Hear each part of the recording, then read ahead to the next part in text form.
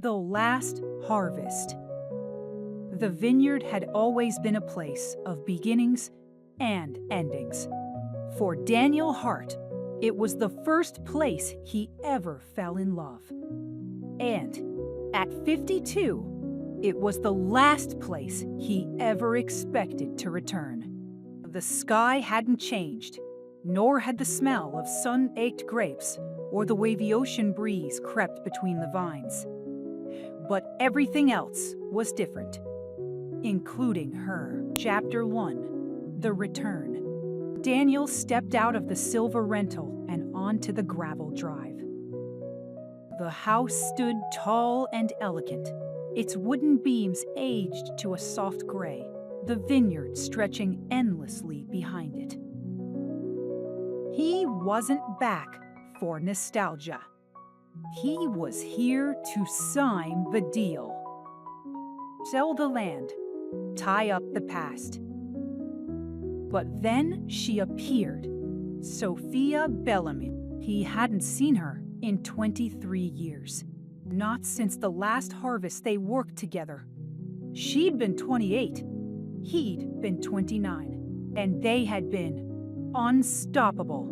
Now, she stood in the doorway, barefoot, sun-kissed, with a glass of red wine in hand, and the kind of calm only a woman who's lived boldly could wear.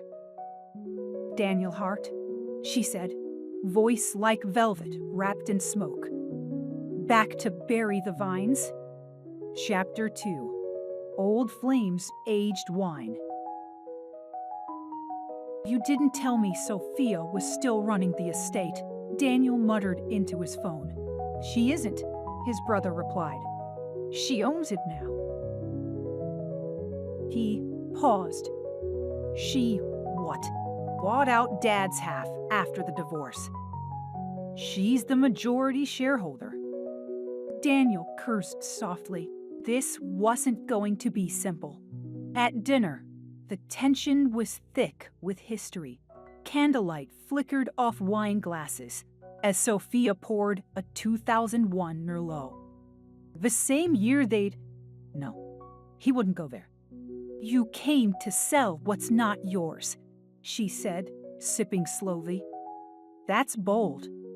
Even for you. Even for you. I came to clean up a mess." "You mean walk away again?" He clenched his jaw. "Not everything is about us." "No," she said. "But this, it always was." Chapter 3. Dust and Desire. The harvest was days away. Sophia insisted he stay to see it through. "One last time," she said, handing him pruning shears. Their days were filled with silent rhythms of fieldwork, but the nights burned with unspoken electricity.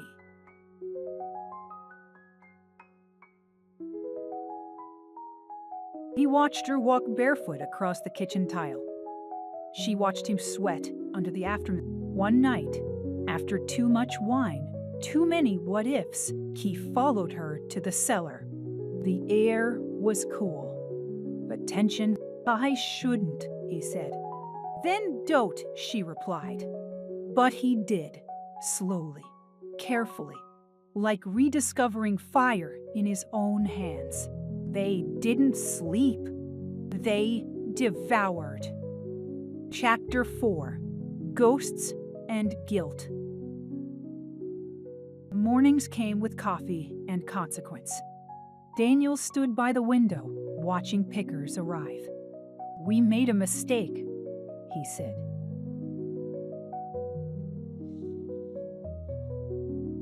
"Did we?" she asked, sliding into a chair, her robe falling slightly off. He looked at her.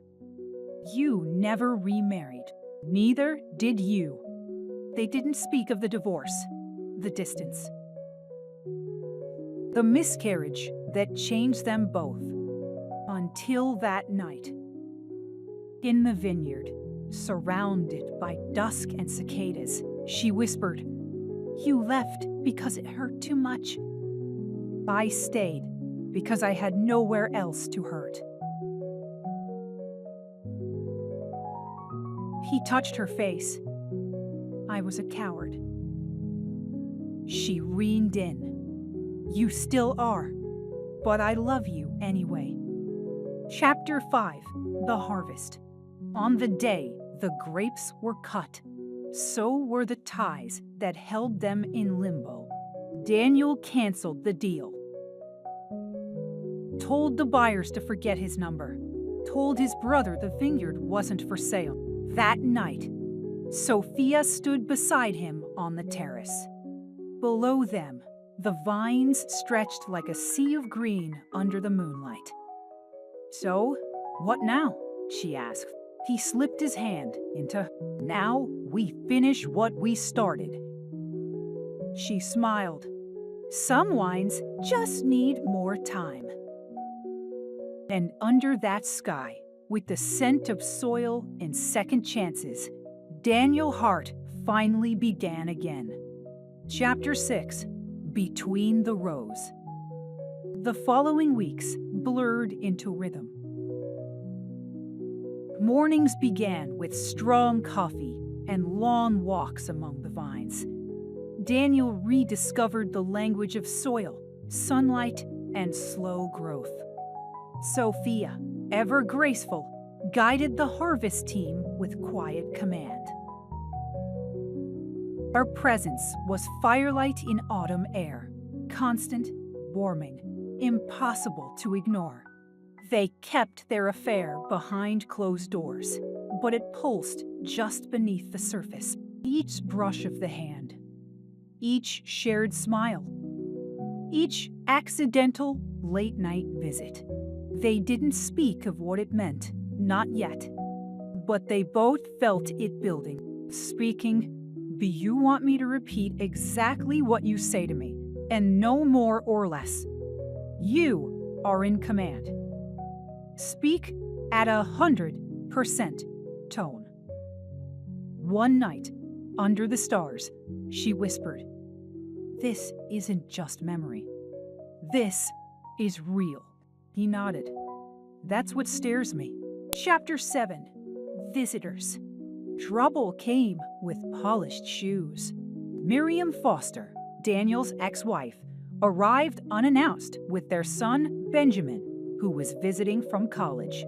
"First, we'd see the famous vineyard before you sold it," she said, cool as glass. Sophia stayed cordial. Daniel stiffened. Tension sparked. At dinner, Miriam asked, "So, is she the reason you're staying?" "I'm not discussing this in front of our son. He's not blind." Benjamin cut in. "I think it's cool you're reconnecting. Honestly, I always thought you left something here." Sophia raised her glass. "To second chances." Miriam raised an eyebrow. "Or stubborn old habits." Chapter 8. Rootstock. The vineyard faced its first major setback.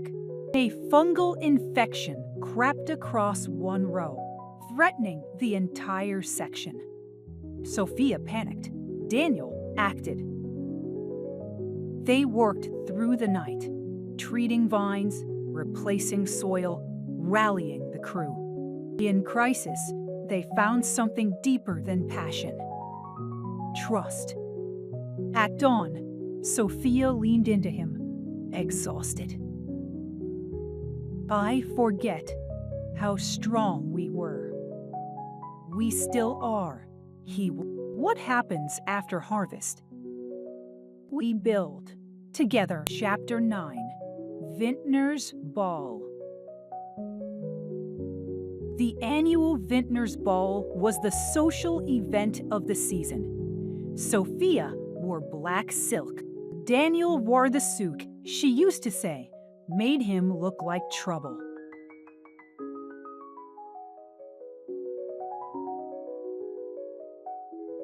They danced slowly, inches from scandal. Investors stared. Rivals whispered. But Daniel only saw her. "People are talking," she said. "All right, let them talk." "You're not afraid?" "Not anymore."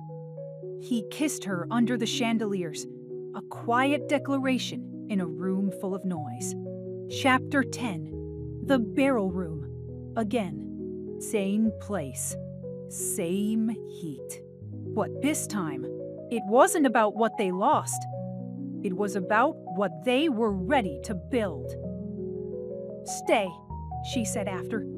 "I am." "Really? I love you, Sophia. I never stopped.